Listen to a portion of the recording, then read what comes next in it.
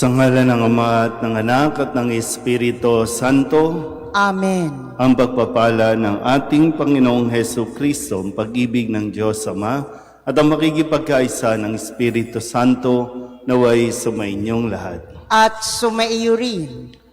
Mga kapatid, aminin natin ang ating mga kasalanan upang tayo'y maging marapat gumanap sa banal na pagdiriwang. Inaamin ko sa makapangyarihang Diyos at sa inyo mga kapatid na lubha akong nagkasala sa isip, sa salita at sa gawa at sa aking pagkukulang.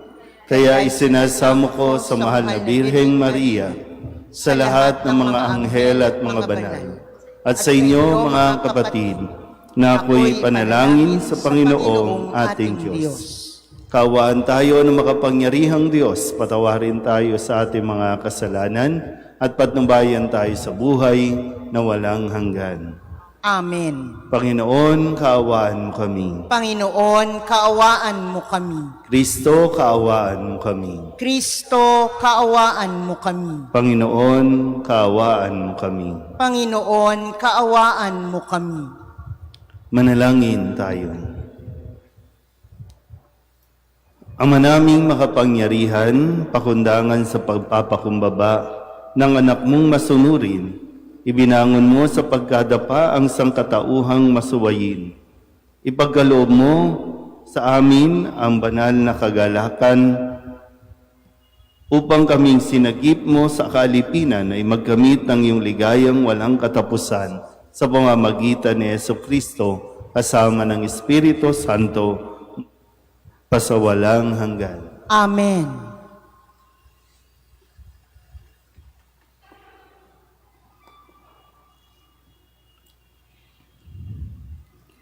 Pagbasa mula sa aklat ng Henesis.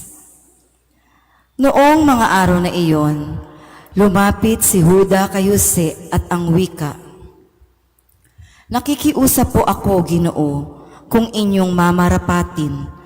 Huwag sana ninyong ikagagalit. Ang palagay ko sa inyo'y para na kayong paraon. Ginoo, tinanong ninyo kung mayroon pa kaming ama at kapatid. Ang tugon po namin ay may ama kaming matanda na at bunsong kapatid na anak niya sa katandaan. Sinabi pa naming patay na ang kapatid nito at siya na lamang ang buhay na anak ng kanyang ina. Kaya mahal na mahal siya ng aming ama. Iniutos ninyong dalhin siya rito upang inyong makita. Ang wika naman ninyo'y hindi na ninyo kami tatanggapin dito kung hindi namin siya maihaharap sa inyo. Ang lahat ng ito'y sinabi namin sa aming ama nang umuwi kami.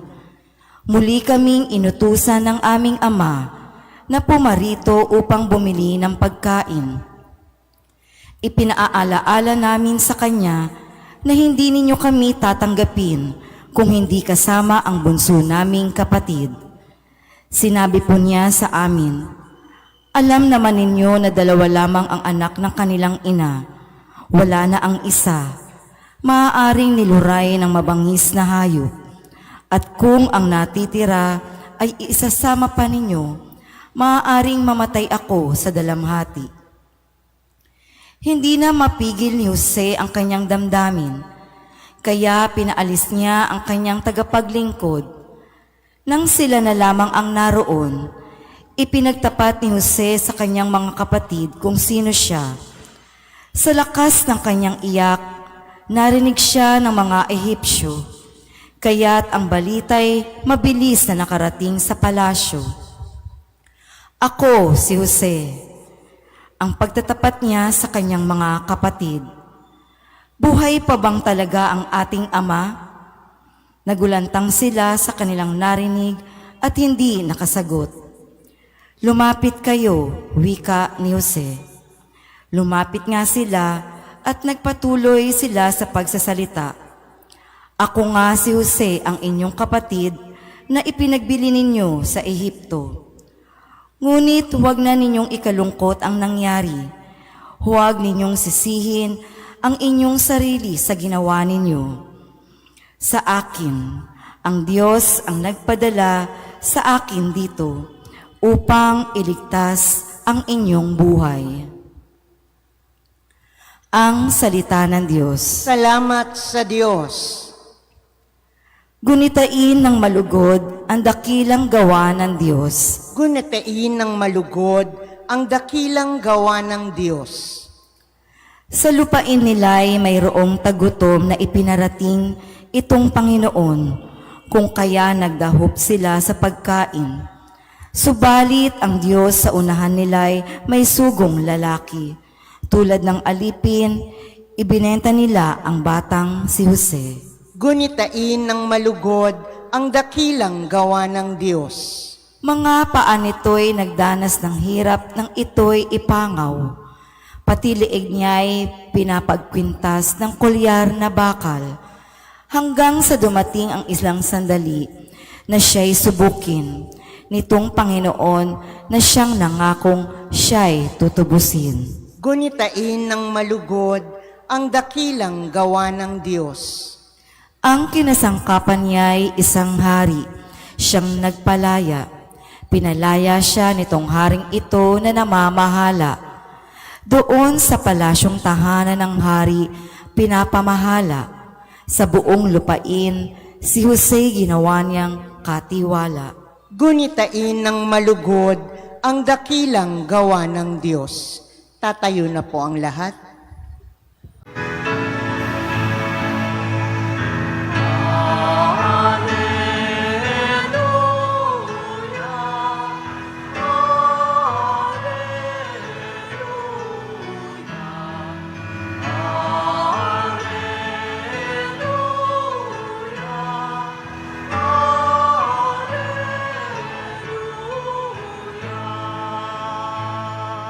Ang Diyos ay maghahari na, talikdan ang tanang sala, manalig sa balita niya.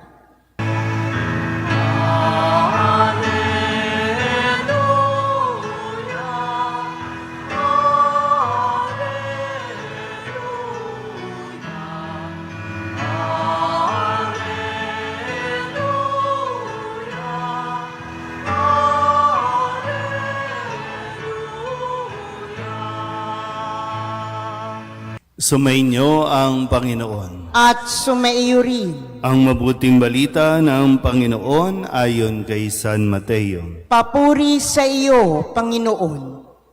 Noong panahong iyon, sinabi ni Jesus sa kanyang mga apostol, "Humayo kayo at ipangaral ninyo na malapit nang maghari ang Diyos.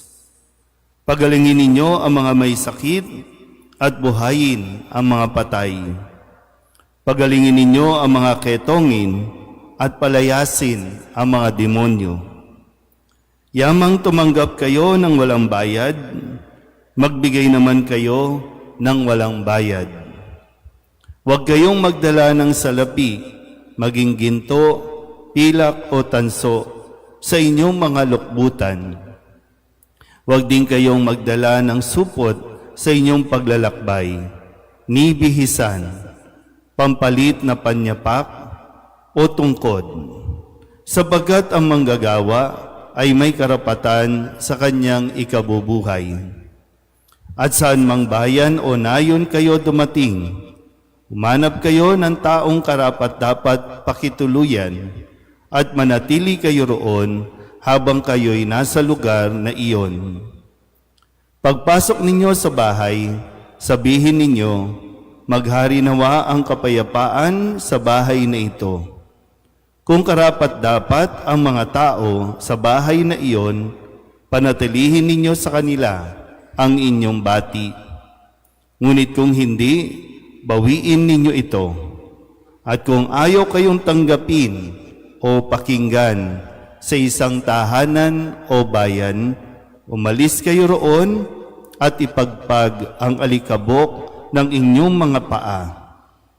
Sinasabi ko sa inyo na sa araw ng paghuhukom ay higit na mabigat ang ipaparusa sa mga tao sa bayang yaon kaysa dinanas ng mga taga-Sodoma at taga-Gomorra. Ang mabuting balita ng Panginoon. Pinupuri ka namin, Panginoong Heso Kristo. Isang magandang umaga po sa inyong lahat. Ngayon po ay Huwebes ng 14 na linggo sa karaniwang panahon. At matapos natin marinig kahapon ang pagpapangalan sa 12 apostol na pinili ni Jesus, ngayon naman ay binibigyan sila ng Panginoon ng misyon at sinabing humayo kayo at ipangaral ninyo na malapit ng maghari ang Diyos. Yun lang po, no? Kung nagsimba kayo nung nakaraang linggo, narinig natin sa Ebanghelyo na siya ay pumili pa ng 72 at sila'y sinuguring dala-dalawa at pareho ang instructions, pareho yung guidelines na ibinigay ni Kristo nung nakalipas na linggo o nung linggo at ngayon sa 12 apostol na ito. Nang binibigyan diin ay mag-focus sa kanilang misyon. Hindi sa kanila, hindi sa mga bagay na dapat nilang dalhin. Kaya nga, ang binigyan pa na ito yung mga hindi nyo dapat dalhin. Normally, kung magta-travel tayo, kung merong misyon, ito ang mga dapat dalhin. Pero kay Kristo, sa misyon na ibinigay niya sa kanyang mga alagad, ito ang wag ninyong dadalhin. Wag nang magdala ng supot sa inyong paglalakbay, kahit bisan, kahit pampalit na panyapak o tungkod. At dito, inihingi sa mga alagad na magtiwala sa nagsugo sa kanila. Magtiwala sa Diyos. O pwedeng, paano yan? Paano tayo kakain? Saan tayo titira? Paano tayo mabubuhay? Ang Diyos na ang bahala doon. Ang kailangan lang, magtiwala sa nagsugo sa kanila. At magbagsa hanggang ngayon, ito ay applicable pa rin, lalo na sa mga misyonero, sa mga nagmimisyon, sa aming mga pari. Kaya nga, palipat-lipat, yung wisdom na bakit kailangan naming lumipat sa ibang lugar, sa ibang parokya. Mayroong parokyang malaki, mayroong parokyang maliit. Kung sa sarili kong karanasan, mula sa basilika, napunta sa isang chapel, napunta sa ganitong kalaking size ng simbahan. At laging mayroong, paano to? Paano ko gagawin ang aking misyon sa basilika? Napakalawak, napakalaki. Walang po problemahin sa pondo. Nung malipat sa Divisoria, sa Soledad, na napakaliin, ganun din sa umpisa, paano ito? Walang pondo. And then, nung malipat dito, paano ito? Ang laki. Paano ko pipinturahan ito? Di ba? Parang ganun, no? Pero laging ang paalala, mag-focus lang sa kung ano yung pinakasentro, kung bakit kayo pinadala. Kaya babalik ko, bakit kailangan kaming ilipat? Kasi kadalasan, kapag kapag nagtatagal na ang isang pari o ang isang misyoner sa isang lugar, nagkakaroon na yung para bang nagiging, ano bang salita yan? O yung familiarity, over-familiarity. At minsan naman, para bang nagiging, hindi na ito your kingdom come, kundi nagiging my kingdom come. Kaya nga kahit gustong-gusto ka ng tao, kailangan mong lumipat. Dapat kang lumipat at kailangan mo ulit maranasan. Magsisimula, pwedeng magsisimula ulit o kaya naman pwedeng ikaw ang tutulong para makapagsimula ulit ang isang parokya, ang isang lugar. Kasi minsan may tendency tayo, siya na lang po. Kasi meron ding itinuturo ang Diyos, halimbawa, sa aming mga pari, meron ding itinuturo sa bawat bayan, sa bawat parokya, sa bawat lugar. Ano man ang karanasan, maganda man o hindi, mayroon ding itinuturo at nais na ituro ang Diyos sa isang taong itinatalaga. O pwedeng ako ay may matututunan sa inyo, o pwede rin namang kayo ay may matututunan sa aking karanasan. So laging ganun. No? Kaya ang hindi lang dapat mawala ay yung magtiwala ka sa nagsugo sa iyo. Magtiwala ka na may plano ang Diyos kung bakit ikaw ang naririyan, kung bakit ikaw ang isinugo diyan. Tulad ng mga apostol, sinikap nila na magawa ang lahat ng ito kung kaya sa kanilang pagbabalik, masaya nilang ibabahagi ang kanilang karanasan. Muli, tayong lahat, kinakailangang magtiwala sa Panginoon kahit na lalong-lalo na sa mga panahon na nahihirapan tayo. Amen?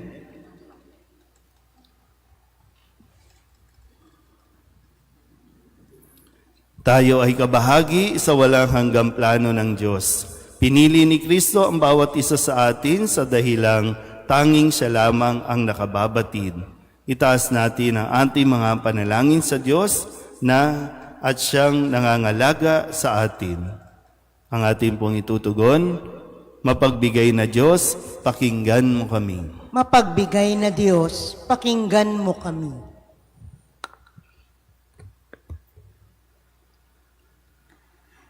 Ang simbahan naway patuloy na mag-anyaya at magsugo ng marami pang misyonero upang ipahayag ang kaligtasan ng Diyos.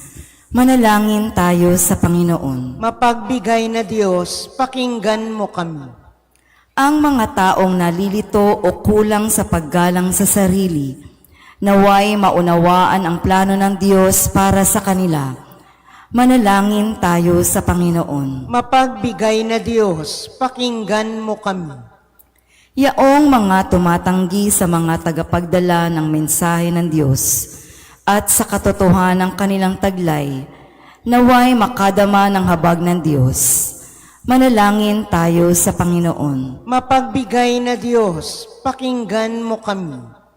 Yaong may malubhang karamdaman, naway tanggapin ng bukas loob ang sakramento ng pagpapagaling at pakikipagkasundo. Manalangin tayo sa Panginoon. Mapagbigay na Diyos, pakinggan mo kami. Ang mga tapat na namayapa, naway makapiling ni Kristo sa huling hantungan ng kaluwalhatian ng kanyang paghahari.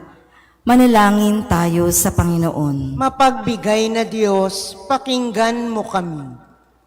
Dulog din natin sa Panginoon ang ating mga personal na kahilingan at mga panalangin para sa ating mga pamilya, kasama din ang mga kahilingan ng mga nanonood sa online.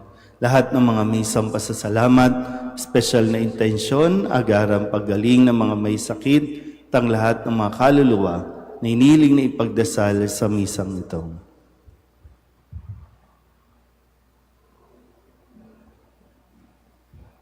Ang lahat ng ito iniiling namin sa ngalan ni Kristo, aming Panginoon. Amen.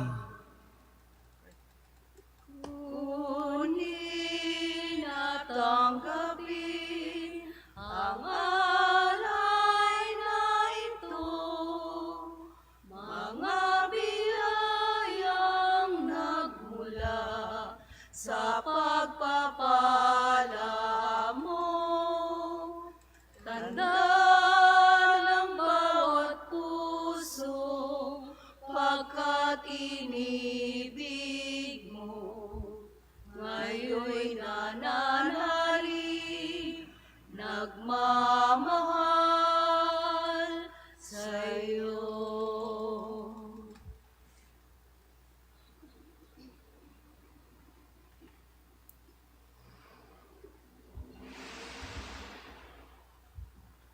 Manalangin kayo mga kapatid upang paghahain natin ay kalugdan ng Diyos amang makapangyarihan. Tanggapin nawa ng Panginoon itong paghahain sa iyong mga kamay, sa kapurihan niya at karangalan, sa ating kapakinabangan at sa buong sambayanan niyang banal. Ama naming lumikha, ang paghahain namin sa iyong ngalan ay sanawang sa amin dumalisay, upang ito ay maging pagganap araw-araw ng aming paglipat sa buhay sa kalangitan sa pamamagitan ni Jesucristo kasama ng Espiritu Santo magpasawalang hanggan. Amen. Sumainyo ang Panginoon. At sumaiyo rin. Itaas sa Diyos ang inyong puso at diwa. Itinaas na namin sa Panginoon. Pasalamatan natin ang Panginoong ating Diyos. Marapat na siya'y pasalamatan. Ama naming makapangyarihan, tunay ngang marapat na ikaw ay aming pasalamatan. Sa iyong paglingap at kagandahang loob, ang tao'y nilikha mo at pinangangasiwa sa sansinukob. Sa hangad mong siya'y iwastong lubos, siya'y pinagdusa mo sa kanyang pagtalikod. Sa iyong paggiliw, iyong ipinahintulot na makabalik siya sa pamamagitan ni Kristo Jesus. Kaya kaysa ng mga anghel na nagsisiawit ng papuri sa iyo, nang walang humpay sa kalangitan, kami nagbubunyi sa iyong kadakilaan.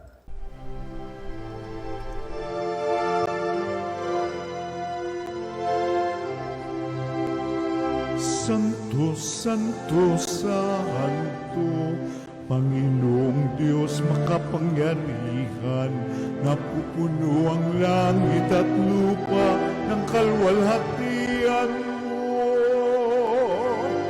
Hosana sa kaitaasan,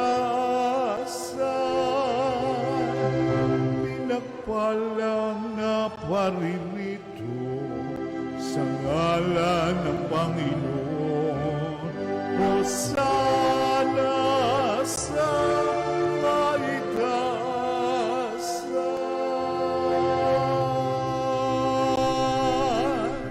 Ama naming banal, ikaw ang bukal ng tanang kabanalan. Kaya't sa pamamagitan ng iyong Espiritu, gawin mong banal ang kaloob na ito upang para sa aming maging katawan at dugo ng aming Panginoong Heso Kristo. Bago niya pinagtiis ang kusang loob na maging handog, hinawakan niya ang tinapay, inasalamatan kaniya, pinaghati-hati niya iyon, iniabot sa kanyang mga alagad at sinabi, "Tanggapin ninyong lahat ito at kanin, ito ang aking katawan na ihahandog para sa inyo."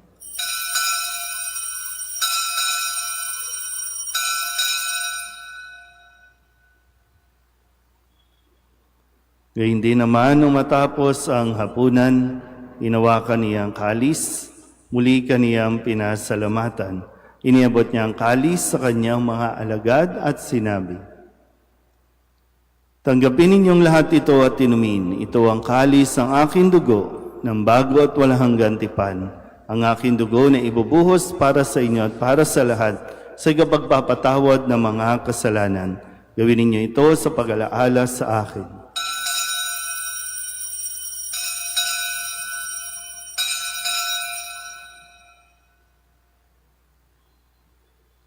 Ipagbunyi natin ang misteryo ng pananampalataya. Si Kristo'y namatay, si Kristo'y nabuhay, si Kristo'y babalik sa wakas ng panahon. Ama, ginagawa namin ngayon ang pag-alaala sa pagkamatay at muling pagkabuhay ng iyong anak. Kaya tiniaalay namin sa iyo ang tinapay na nagbibigay buhay at ang kalis na nagkakaloob ng kaligtasan.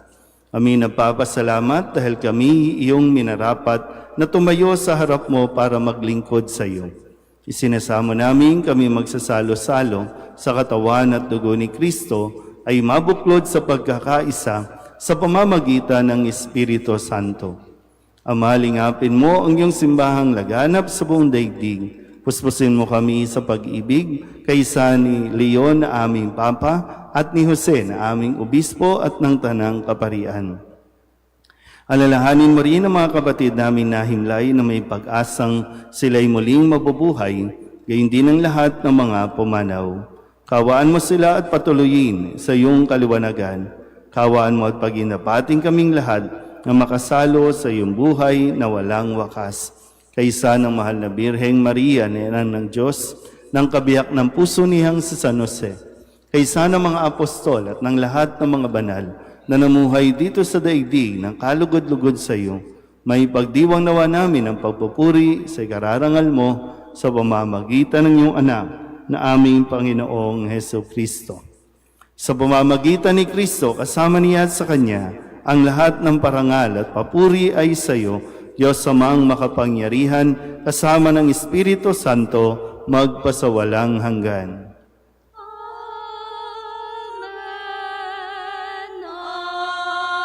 Amen.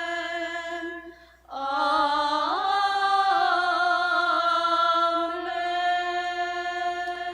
Sa tagubilin ng manakagagaling na utos at turo ni Jesus sa Panginoon natin at Diyos, ipahayag natin ang lakas loob.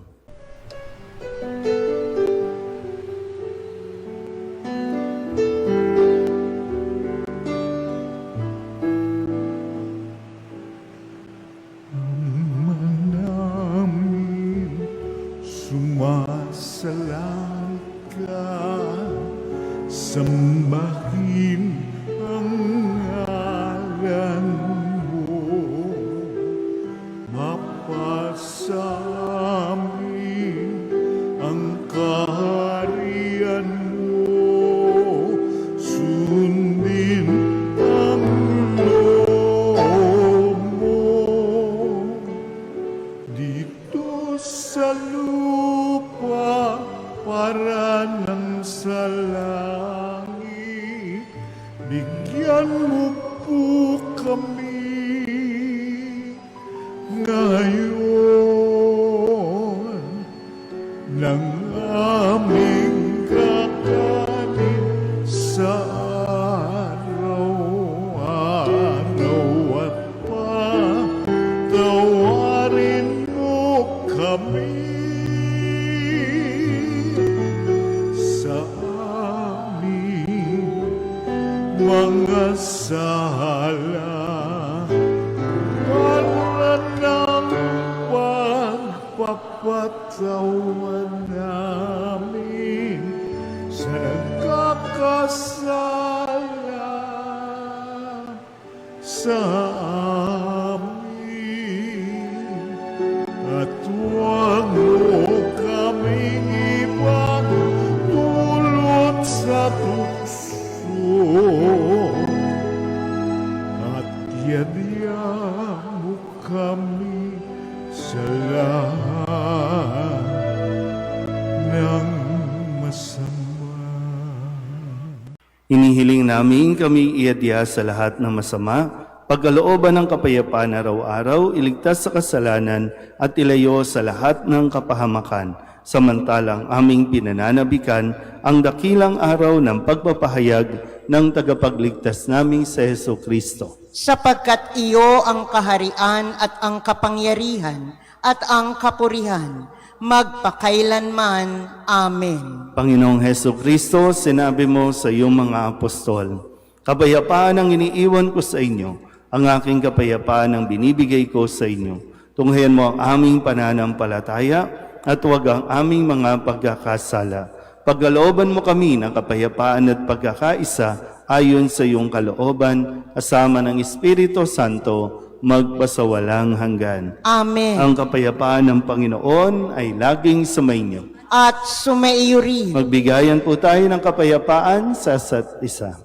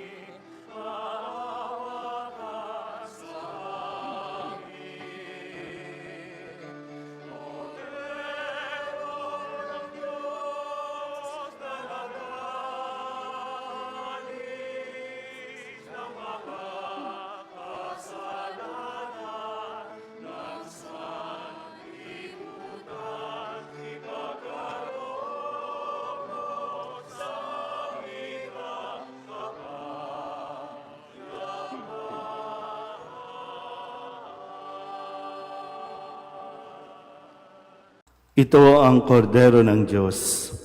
Ito ang nag-aalis ng kasalanan ng sanlibutan. Ang palad ang mga inanyayahan sa kanyang piging. Panginoon, hindi ako karapat-dapat na magpatuloy sa iyo, ngunit sa isang salita mo lamang ay gagaling na ako.